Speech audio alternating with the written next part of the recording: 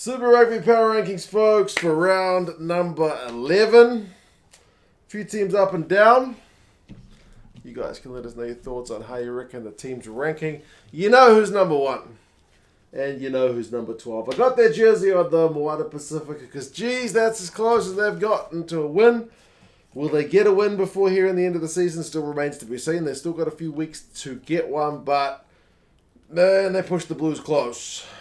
They only lost by a point, and it was a penalty try at the end. As some people have already said, it's almost like they would have been better off letting the Blues go over in the corner and seeing if they could kick that conversion. But the penalty try meant another loss. So they are none from 10, but there's a bit to take from that performance because the Blues are genuinely one of the sides with the positive records. The fact that Moana Pasifika can push them close at Eden Park, that's at least a big old positive, even if they didn't get a win.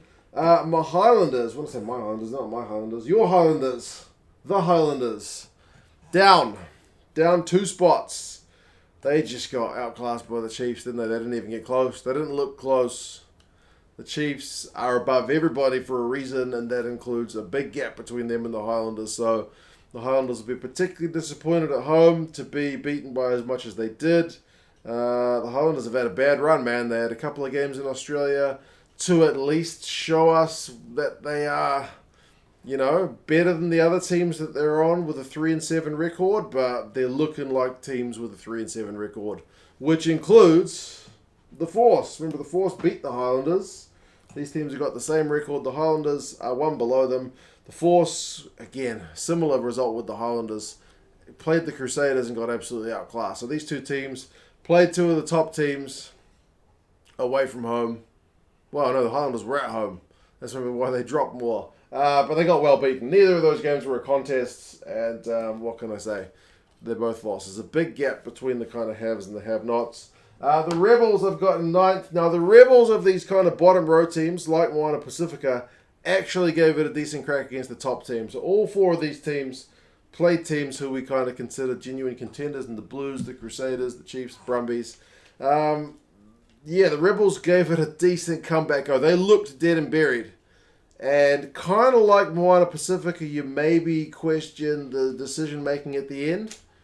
Even Reece Hodge said it in the post-match, like maybe we should have taken a scrum because the Brumbies had a man in the bin, but they were rushing it, and then they just couldn't quite convert on all that late pressure. So, yeah, they gave it a good go. So like Moana Pasifika, there's some positives, but these 3 bottom teams have all got a 3-7 record, so well into the negative, and Moana Pasifika is none from 10. A positive story, though, was the Drua. The Drua leap out of the bottom row into 8th. The Drua got a win over, again, one of the top teams in the Hurricanes. So the Hurricanes are well in the positive, but the Drua beat them at home. Makes me feel a bit better for my Blues, because the Blues went to Fiji the week before and got a decent win. And that proves that it's not an easy thing to do, even if the Blues did kind of almost, fluff their lines with their subsequent home game. But man, that Drua crowd was phenomenal. Performance was phenomenal. Rakuro out on the wing, Langi when he came on, amazing. Great. Very, very positive story. I mean, I know the current format of Super Rugby sees too many teams make the playoffs, but I'd like to see the Drua make the playoffs. They probably need a home playoff to threaten because they just look a better team at home with that crowd being the 16th player. But they'll if they do make the 8, they will be away from home, I'm sure. The Reds. What's happened to the Reds, man? The Reds right now don't look like a team that should be in the playoffs, but they probably will make it with the format. The Reds, like the Drua, have a 4-6 record, so a less than stellar season continues to look less than stellar. They got beaten by the Waratahs up in Townsville. So, yeah, ugly. The sooner the season comes to an end for the Reds, I think the better. They need to get a change at the top because Brad Thorne's leaving. Yeah, they need to move on, man. The season's seemingly pretty forgettable. They might do miraculous things come the end of the season, but it doesn't look likely at the moment. The Tars, though, the Waratahs, I do feel like they genuinely look the second best of the Aussie teams behind the Brumbies. A fair way behind the Brumbies, but they still look the second best for mine. Now, they still got the same record as the Reds with 4-6. They're 1 game ahead in terms of wins of the Rebels and the Force. So, on paper, they are not clearly the second best, but in my gut, I feel like they're the second best team. They showed some real bite to to beat the Reds up in Townsville, so I was pleased for them. Some big guys kind of stood up. Michael Hooper looked really fired up.